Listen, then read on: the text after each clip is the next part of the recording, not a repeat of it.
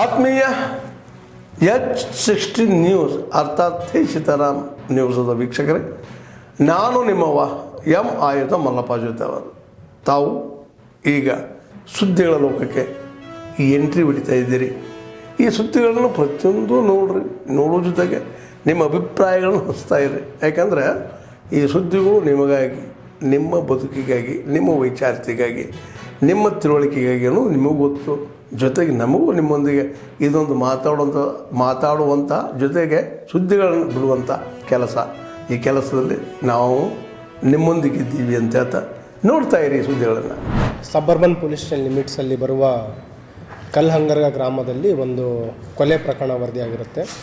ಅದರಲ್ಲಿ ಪ್ರಾಥಮಿಕವಾಗಿ ನಮ್ಮ 112ಗೆ ಬಂದಿರೋ ಮಾಹಿತಿಯ ಪ್ರಕಾರ 17 ವರ್ಷದ ಯುವತಿ ಹ್ಯಾಂಗಿಂಗ್ ಮುಖಾಂತರ ಸೂಸೈಡ್ ಆಗಿದೆ ಅಂತ ಹೇಳ್ತಾರೆ. ಅಲ್ಲಿ ಹೋಗಿ ಸ್ಥಳ ಪರಿಶೀಲನೆ ಮಾಡಿದಾಗ ಏನು ಮೃತರಾಗಿದ್ದಾರೆ ಅವರಿಗೆ ಫಿಸಿಕಲಿ ಚಾಲೆಂಜ್ಡ್ ಬಿಗಿಯಾಗಿರ್ತಾಳೆ ಮತ್ತು ಪ್ಯಾರಲೈಸಿಸ್ನಿಂದ ಸಫರ್ ಆಗಿರ್ತಾರೆ. ಏನು ಸೀನ್ ಆಫ್ ಕ್ರೈಮ್ ಇದೆ ಅದು ಒಂಥರ ಸ್ಟೇಜ್ಡ್ ಸೀನ್ ಆಫ್ ಕ್ರೈಮ್ ಅಂತೀವಿ, ಅಂದರೆ ಸಸ್ಪಿಷಿಯಸ್ ಸೀನ್ ಆಫ್ ಕ್ರೈಮ್ ಆಗಿರುತ್ತೆ. ಹಾಗಾಗಿ ಅಲ್ಲಿ ಸ್ಥಳೀಯ ಮಾಹಿತಿಯನ್ನು ಕಲೆ ಹಾಕ್ತೀವಿ ಮತ್ತು ತಕ್ಷಣ ನಮ್ಮ ಫಿಂಗರ್ ಪ್ರಿಂಟ್ ಫೋರೆನ್ಸಿಕ್ ಟೀಮ್ ಕೂಡ ಅಲ್ಲಿ ಸ್ಥಳಕ್ಕೆ ಕಳುಹಿಸಿ ಪರಿಶೀಲನೆ ಮಾಡಿಸ್ತೀವಿ. ಏನು ಮೃತರಾಗಿದ್ದಾರೆ, ಮೃತರ ತಾಯಿ ದೂರನ್ನು ನೀಡಿದ್ದಾರೆ. ದೂರಲ್ಲಿ ಏನು ಉಲ್ಲೇಖ ಮಾಡಿದ್ದಾರೆ ಅಂತಂದರೆ ಆ ಸೀನ್ ಆಫ್ ಕ್ರೈಮಲ್ಲಿ ಒಂದು ಡೆತ್ ನೋಟ್ ಇರುತ್ತೆ ಮತ್ತು ಇವರೇನು ಮೃತರಾಗಿದ್ದಾರೆ ಆ ಕುಟುಂಬಕ್ಕೆ ಪಕ್ಕದ ಜಮೀನಿನವ್ರ ಜೊತೆ ಸುಮಾರು ವರ್ಷಗಳಿಂದ ವಾಗ್ವಾದ ಇದೆ.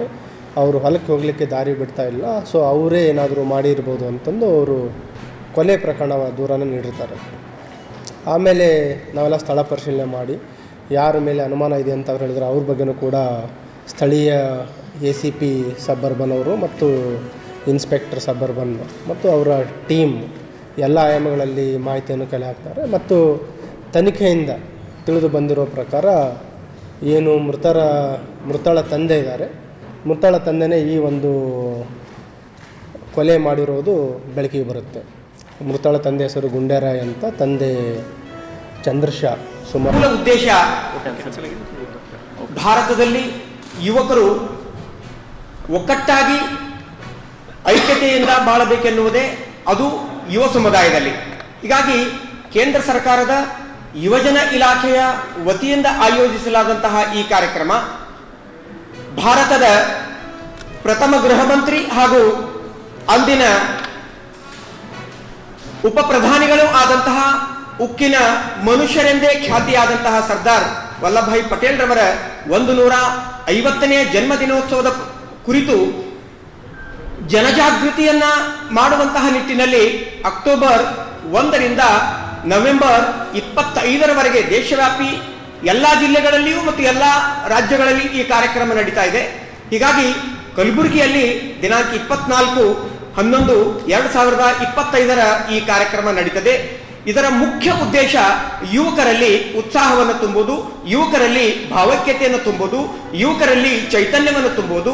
ಯಾಕೆಂದ್ರೆ ಈಗಿನ ಪರಿಸ್ಥಿತಿಯಲ್ಲಿ ಯುವಕರೇ ಮುಂಬರುವಂತಹ ದಿನದಲ್ಲಿ ವಿಕಸಿತ ಭಾರತದ ಒಂದು ಸಾಧನೆಯ ನಿಟ್ಟಿನಲ್ಲಿ ಯುವಕರು ಬಹು ಅಮೂಲ್ಯವಾದಂತಹ ಪಾತ್ರವನ್ನ ವಹಿಸ್ತಾರೆ ಅನ್ನುವಂತಹ ನಿಟ್ಟಿನಲ್ಲಿ ವಿಶೇಷವಾಗಿ ಯುವಕರೇ ಈ ಕಾರ್ಯಕ್ರಮದಲ್ಲಿ ಭಾಗವಹಿಸ್ತಾರೆ. ಆ ಯುವಕರಲ್ಲಿ ಸರ್ದಾರ್ ವಲ್ಲಭಾಯಿ ಪಟೇಲ್ ರವರ ಕುರಿತು ಭಾಷಣ ಸ್ಪರ್ಧೆಯನ್ನ, ನಿಬಂಧ ಸ್ಪರ್ಧೆಯನ್ನ, ಚರ್ಚಾ ಸ್ಪರ್ಧೆಯನ್ನ, ಕ್ವಿಜ್ ಕಾಂಪಿಟೇಷನ್ಸ್ಗಳನ್ನ, ಕಲೆ ಚಿತ್ರ ಒಂದು ಚಿತ್ರ ಇದಕ್ಕೆ ಅನುಕೂಲಕರವಾಗಿ ಸಂಚಾರ ದರ್ಶನೆಯನ್ನು ನಿಯಂತ್ರಣ ಮಾಡೋದಕ್ಕೆ ಸುಗಮ ಸಂಚಾರಕ್ಕೆ ಆದ್ಯತೆಯನ್ನು ನೀಡಿಬಿಟ್ಟು ಈಗಾಗಲೇ ನಾವೇನು ಮಾಡಿದ್ವಿ ಅಂದರೆ ಚಳ್ಳಕೆರೆ ಪಟ್ಟಣದಲ್ಲಿರ್ತಕ್ಕಂಥ ನೆಹರು ಸರ್ಕಲ್ 4 ದಿಕ್ಕಿಗೆ ಬೆಂಗಳೂರು, ಬಳ್ಳಾರಿ, ಪಾವಗಡ ಈಗಾಗಲೇ ಪಾದಾಚಾರಿಗಳಿಗೆ ಅನುಕೂಲ ಆಗಿರೋ ದೃಷ್ಟಿಯಿಂದ ಒಂದು ಜೀಬ್ರಾ ಕ್ರಾಸಿಂಗ್ ಜೊತೆಗೆ ನಮಗೆ ಆ ಒಂದು ಸರ್ಕಲ್ ಮುಖ್ಯವಾಗಿರ್ತಕ್ಕಂಥ ಸರ್ಕಲ್ ಆಗಿರೋದ್ರಿಂದ ವಾಹನ ದಟ್ಟಣೆ ಜಾಸ್ತಿ ಇರೋದ್ರಿಂದ ಅಲ್ಲಿ ಸಿಗ್ನಲ್ಸ್ ಈಗ ಚಾಲ್ತಿಯಲ್ಲಿಲ್ಲ. ಆ ಸಿಗ್ನಲ್ಸ್ ನಾವು ರಿಪೇರಿ ಮಾಡಿ ಚಾಲನೆ ಆಗೋದ್ರಿಂದ ಅಲ್ಲಿ ಏನಾಗ್ತದೆ 4 ಸಿಬ್ಬಂದಿಗಳಿಗೆ ವಾಹನ ಸುಗಮ ಸಂಚಾರಕ್ಕೆ ಅನುಕೂಲ ಆಗಿರೋದ್ರಿಂದ ಈ ಜೀಬ್ರಾ ಕ್ರಾಸಿಂಗ್ ಹಿಂದೆಗಡೆ ಏನು ಮಾಡ್ತಾರೆ ಅಂದರೆ ರನ್ನರ್ಸ್ ಮತ್ತು ಒಂದು ಮಾರ್ಕ್ ಮಾಡ್ತಾರೆ. ಆ ಮಾರ್ಕ್ ಹಿಂದೆಗಡೆನೆ ವೆಹಿಕಲ್ ಸ್ಟಾಪ್ ಮಾಡಬೇಕು ಅಂತ ಅದನ್ನು ಮಾಡ್ತಾ ಇದ್ದೀವಿ. ಅದ್ರ ಜೊತೆಗೆ ಎಲ್ಲೆಲ್ಲಿ ಶಾಲಾ ಕಾಲೇಜುಗಳಿದ್ದಾರೆ ಮತ್ತು ಎಲ್ಲಿ ವಾಹನಗಳ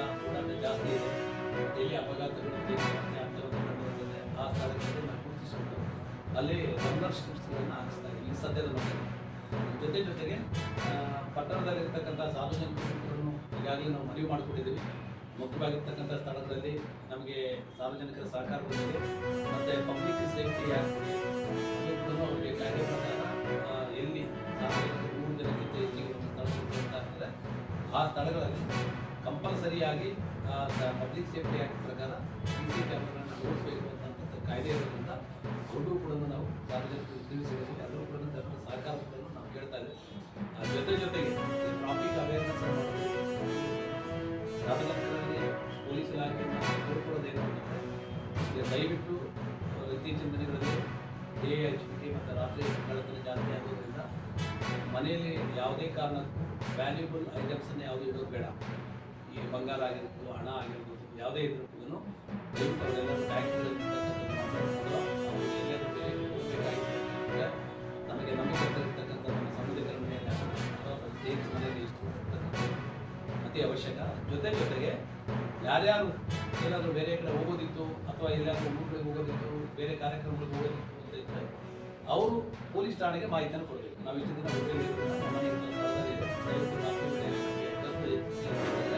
ಅದಕ್ಕೆ ನಾವು ಎಕ್ಸ್ಟ್ರಾ ಪದೇ ಅಂಥ ಮನೆಗಳನ್ನು ನಾವು ಚೆಕ್ ಮಾಡೋದಕ್ಕೆ ಆಗ್ತದೆ. ಅದೊಂದು ಸಾರ್ವಜನಿಕರಲ್ಲಿ ಕಳಕಳಿ ಮನವಿ, ಅದನ್ನು ತಾವು ಪ್ರಚಾರ ಮಾಡಬೇಕು.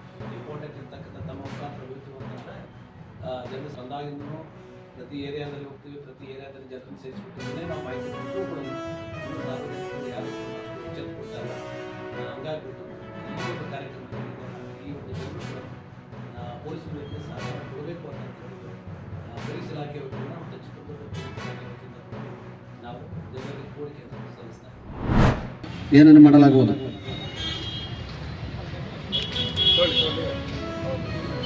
ಹೇಳಿ.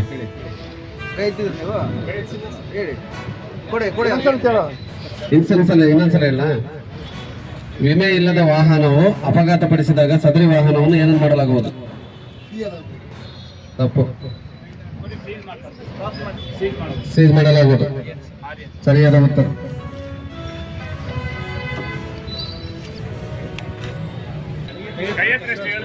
ಕೈ ಎತ್ತಿ ಅಷ್ಟೇ. ಆ ಕಡೆಯಿಂದ ನೀವು ಹೇಳಿದ್ರಲ್ಲ, ನೆಕ್ಸ್ಟ್ ಯಾರು ಹೇಳಿದ್ದಿಲ್ಲ ಸರ್. ಆ ಕಡೆಯಿಂದ ಸೆಕೆಂಡ್ ಒನ್ ಹೇಳಿ ನೀವು. ಯೆಲ್ಲೋ ಲೈನ್ ವಾಟ್ ಇಂಡಿಕೇಟ್ಸ್ ಅಂದ್ರೆ ಇದು ಏನನ್ನ ಸೂಚಿಸುತ್ತದೆ?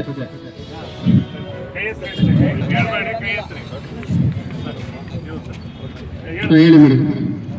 ಗೊತ್ತಿಲ್ಲ. ಓವರ್ಟೇಕ್ ಮಾಡೋ ಹಾಗಿಲ್ಲ. ತಪ್ಪು. ನೆಕ್ಸ್ಟ್ ಹೇಳಿ. ತಪ್ಪು. ಆಮೇಲೆ ಹೇಳ್ತೀನಿ ನಾನು. ತಪ್ಪು.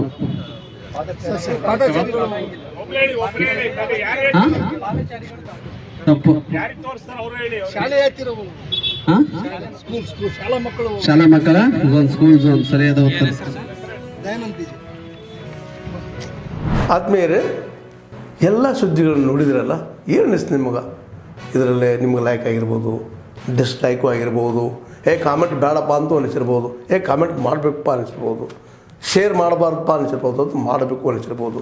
ಏನಾದರೂ ಆಗಲಿ ಶೇರ್ ಮಾಡ್ತಾಯಿರಿ, ಈ ನ್ಯೂಸ್ಗಳನ್ನ ಹಂಚ್ತಾ ಇರಿ, ಜೊತೆಗೆ ಇದಕ್ಕೆ ಸಬ್ಸ್ಕ್ರೈಬ್ ಆಗ್ತಾಯಿರಿ ಅಂತ ಹೇಳ್ತಾ H16 ನ್ಯೂಸ್ ಅರ್ಥಾತ್ ಹೇ ಸೀತಾರಾಮ್, ಇದು ಸತ್ಯದ ಕೈಗೆ ನಡಿ. ವಂದನೆಗಳು.